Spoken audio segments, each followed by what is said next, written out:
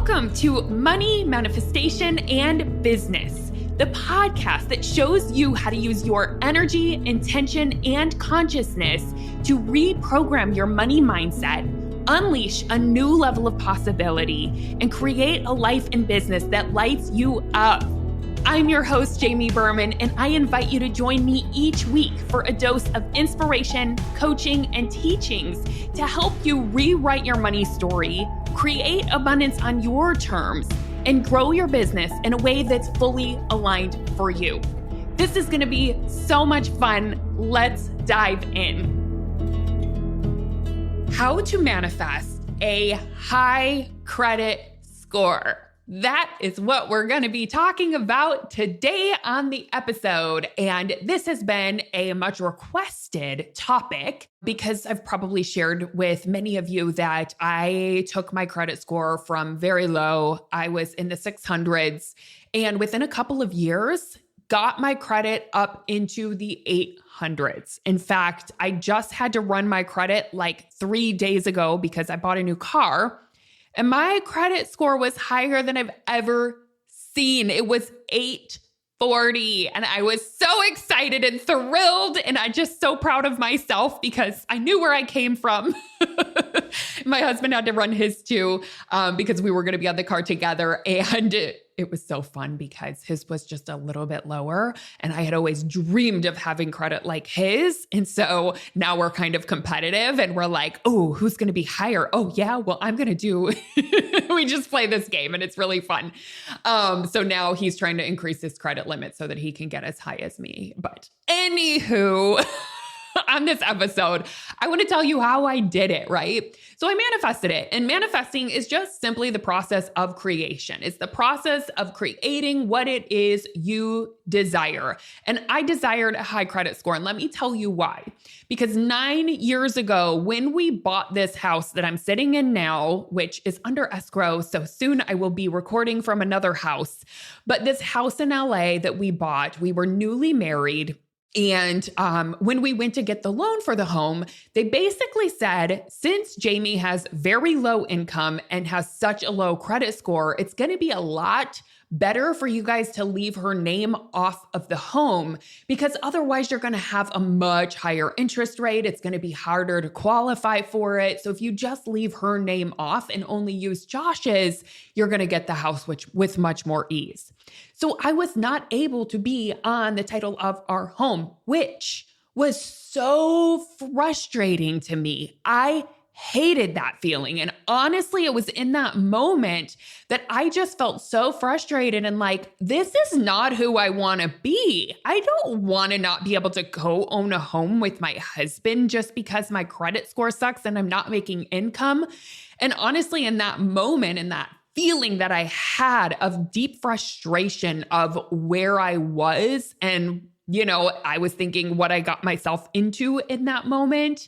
I thought, this is where things change. This is where I become a different person when it comes to money and wealth and financial stability and financial freedom. And I decided in that moment, literally, to start working on my relationship with money and to start looking at it.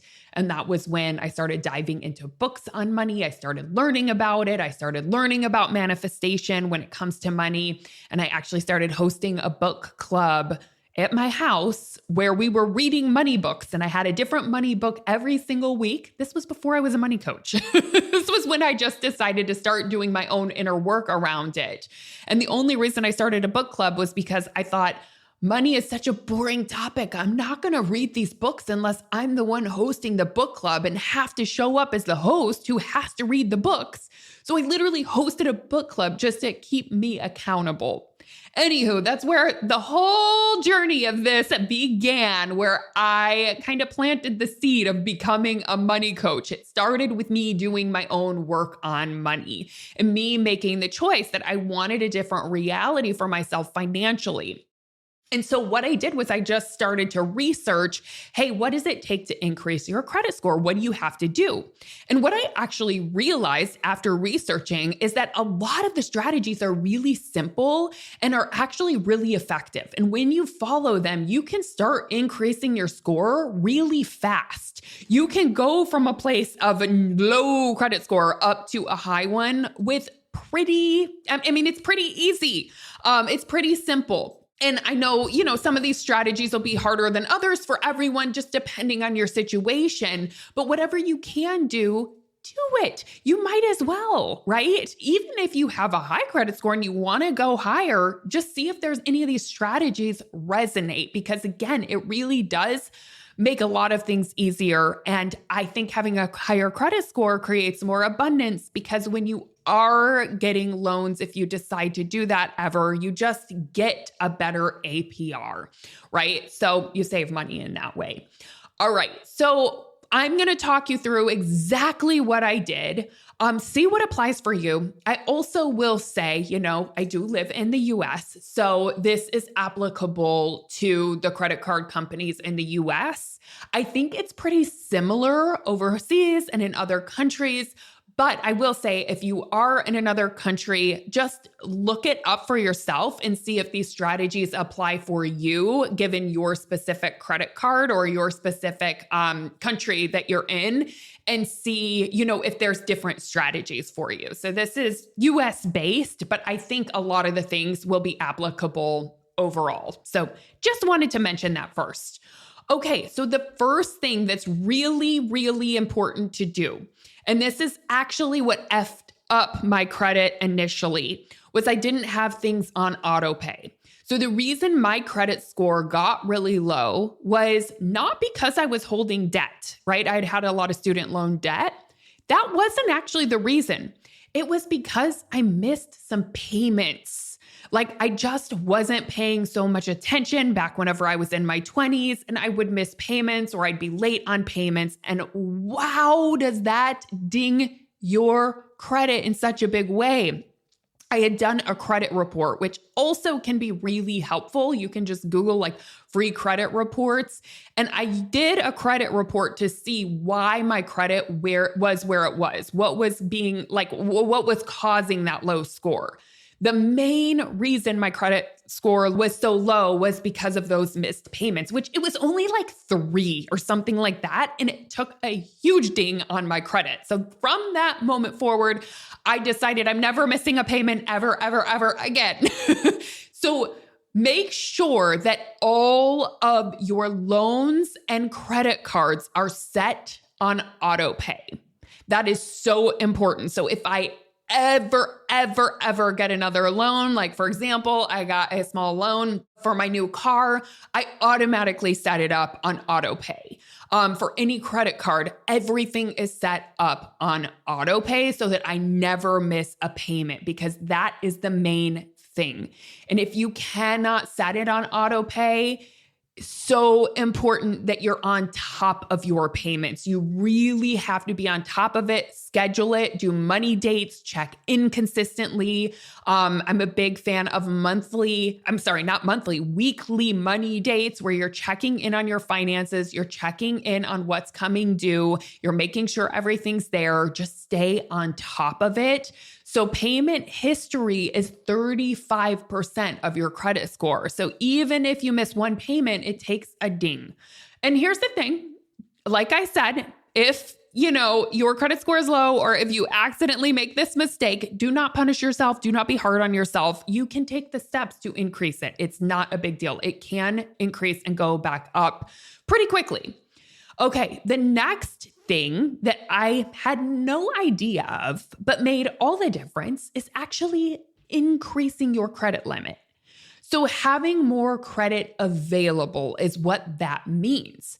That is why I actually had a low score was because I was always afraid of credit cards. Growing up, I had decided I'm never going to be in credit card debt. I never want to have credit cards. I want to pay everything on debit and just make sure that I have the money for it, right? Because I had seen some family members go into debt over credit cards. So I was literally scared of credit cards. So all through my 20s, I literally just used debit. But that was a problem. Meaning I didn't have a whole lot to build credit on. I didn't have a whole lot of credit history. I didn't have a lot of available credit, which means my credit score stayed really low. So if you want to build up a higher credit score, it's actually good to increase the amount of credit available to you. So I'm going to tell you a couple of ways that you can do this. Number one, and I highly recommend this for everyone, even if you have a high credit score, is call all of your credit card companies and ask for a higher limit.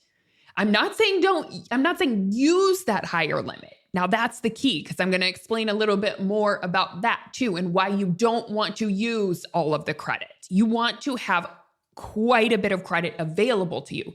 So call all of your credit card companies and ask to extend your limit. I couldn't believe how easy that was to do that. That was wild to me. So that's something that I'm always making sure that I can get as high of a limit as possible, and like having more credit available to me, because what looks really good on your credit score is you having a high limit in terms of what's available, but not utilizing all of it. So what you don't want to do is get a high limit, say, $10,000 on your credit card, and then using that $10,000 every single month. You're going to increase your credit score if you stay under 30% utilization. So what that means then is you want to have the $10,000 credit score, but just use 3,000 of it max every single month. If you do this, your credit score is going to go way up. So I'm telling you, just give it a try. Call all your credit card companies, ask if they can increase the limit. Now, another thing that can be really helpful in terms of increasing the amount of credit that's available to you is actually become an authorized user. And this is only if you trust the person very, very much and you know that they're way on top of their finances. Like, this is something, just make sure of that. They can add you, someone else, let's say it's a spouse that is really on top of their finances, and they pay every single month, they're on autopay, they have a high credit score, they're never going to miss a payment. If they add you onto their credit card as an authorized user, it looks like you have that credit available to you as well. And their good credit history can impact yours. So, for example, I said back 9 years ago, whenever I had a really low credit and my husband actually had good credit history, he had a high credit score, he added me onto his cards, even if I wasn't going to use his cards, right? So even business cards and things like that, he added me as an authorized user, and I just cut the card up. I don't even use it. I don't touch it, but I have that credit available to me. So that increased it significantly. So if you have someone super trusted in your life that you can do this with, it's a great option, right? Because all they have to do is call and add you. It doesn't matter if your credit score sucks. It's not going to impact them. And so if you have like a parent or a grandparent or somebody that you really know and trust, that would add you as an authorized user, that can be really helpful and help improve your credit score. So I did that and it really helped. Only thing is, like I said, I'm just going to say this one more time. Make sure it's someone you trust, because if they start becoming late on their payments or they miss a payment, that is going to impact you. So it has to be someone you super just know, trust, 100% know is going to be on top of it. And then that could be an option. The other thing that can be really, really helpful is paying in full every single month. All right. If you can, pay in full every month, because carrying a balance doesn't help your score, right? It just costs you interest. So paying in full keeps your utilization low and it shows financial stability. So that is just something that I do with credit cards. I personally pay in full every single month. And if for me, I'm watching my money every single week. I do money dates. So I'm making sure that I am not spending more on cards or on credit cards that I actually can pay. So that's one thing that I do. If you're not in that place where you can do that right now, just important that you're at least paying your minimum payment and having that on auto pay, and then just making steps towards paying down your debt. But yeah, that just really shows financial stability and can really help increase your credit score. Okay. The next one is keeping accounts open. So this is kind of confusing. It's so weird how some of these things work. But let's say you have an old JCPenney credit card, which if you're not sure what that is, it's basically it's a retail store, right? That used to be super popular. I remember my mom had a JCPenney credit card. Let's say you have one and you're like, I'm never using this, right? It's actually better to just hold onto it and not use it, but keeping it open, because you know what that does? It's still increasing the amount of credit available to you. But if you're not using it, that's a beautiful thing, right? It still increases it, but shows that you're not using all of your available credit. But it's better to do that than close it. I don't know why closing credit cards actually dings your credit. To me, that's just a little ridiculous, but it is what it is. So I have kept all of my old cards open, even if it's not something that I use.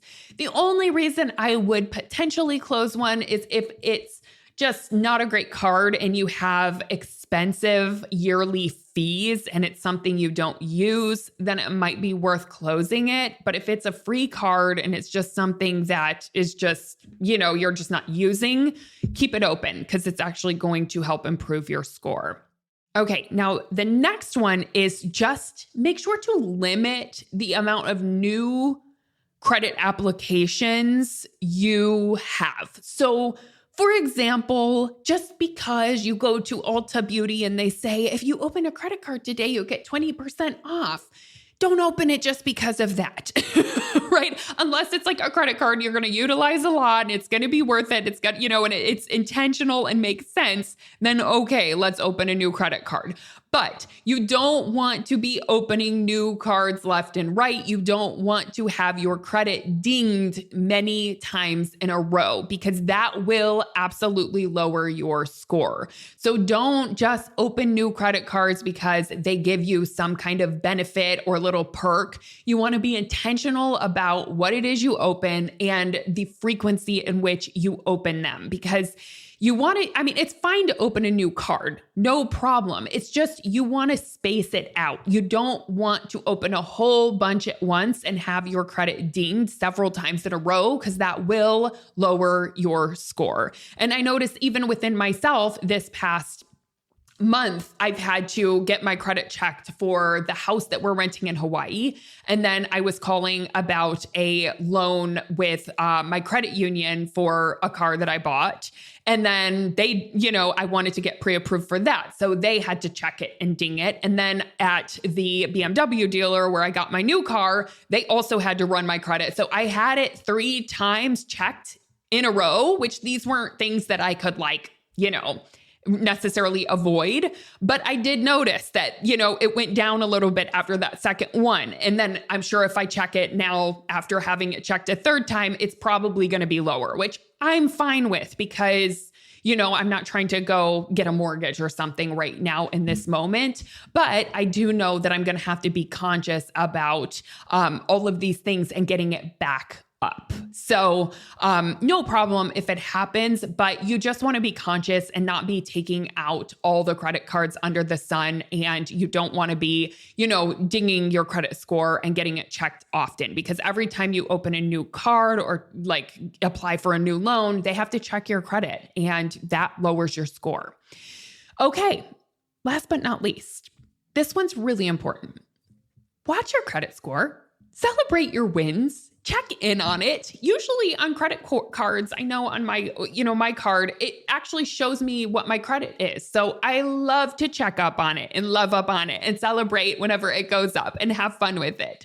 Like I said, my husband and I have a little game and we're a little competitive about our credit scores now. This sounds really dorky, but it's just a fun game. We're very competitive. So anything we can be competitive with, we will. And so we're always like, looking at it and sharing. And if it goes up, we're like, yay. And if it goes down, we're like, why did that go down? And you can actually look and see why did it go down. So if you watch it, that's going to give you some insight too. So just check in on it during your weekly money dates. If you do weekly money dates, which I recommend, just look at it whenever you log into your credit card. You can also check it online for totally free. So I would recommend doing that and monitor it and just watch the progress, watch the growth, watch it go up and celebrate it because that matters, right? It is something that is a fun win, kind of like how I love to encourage my clients to celebrate money. You can also celebrate your credit score going up or the debt that you're paying down and really acknowledge yourself and be proud of yourself. So I hope this was helpful for you, especially if you're in a place where you want to be more conscious of it and you want to improve your credit score. Just to go through all of these one more time, number one is auto pay everything, right? So make sure you are set up on auto pay because, forgetting a payment or missing a payment is going to affect your credit score for sure. This makes up for 35% of your score. So auto pay. Number two, increase your credit limit. Call your credit card companies. See if you can extend it. If you have someone that you trust in your life, you can add yourself as an authorized user on their card and benefit from their good, long-standing financial stability and credit history. And that will also increase your credit limit. Number four, pay in full each month if you can, or whatever, loans or cards you can pay in full because what that shows is financial stability and it really helps. Number five, keep accounts open. Even the ones that you don't use, just cut them up, but keep them open. Number seven is limit the amount of new credit applications that you have. So don't be opening new cards every single month just because you get a discount at a store. So limit the amount of new credit applications. Just be intentional about it. And then number eight, celebrate your wins, celebrate your successes. Watch how doing these things impacts it. And that makes it a fun game. All right. So I hope this was helpful. Sometimes I like doing these little strategy podcast episodes to support you in your financial freedom and your, stepping into just the highest version of yourself financially. So I hope this is helpful and happy manifesting a high credit score. Hey, thanks for listening. I hope this episode is something that you'll be able to add to your manifestation toolbox to come back to when you need a little extra motivation. If you like what you've heard today and want to take it deeper, you've got to come check out my signature coaching program, the Money Manifestation Movement. It's the place where you'll not only learn manifestation, but you'll begin to live it alongside me and an amazing community of like-minded entrepreneurs doing this work together. Head on over to jamieberman.com to learn more.